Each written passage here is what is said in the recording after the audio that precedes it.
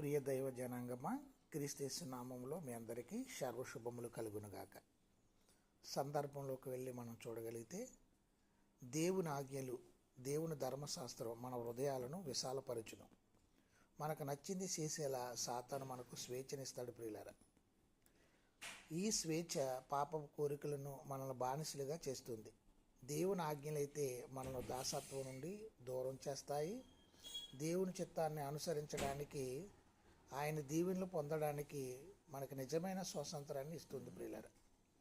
అందుకే కీర్తనకారుడు దేవుని ధర్మశాస్త్రమును, సత్య మార్గాన్ని అనుసరిస్తానని బహిరంగంగా నిర్ణయాన్ని తీసుకుంటున్నాడు. గమనించండి ప్రియులారా, నేను కోరుకుని ఉన్నాను, నేను హత్తుకుని ఉన్నాను, నేను పరిగెత్తుదును, నీ ధర్మశాస్త్రం నాకు సంతోషం ఇయ్యని ఎడల నా శ్రమెందు నేను నశించిపోదును అంటున్నాడు ప్రియులారా.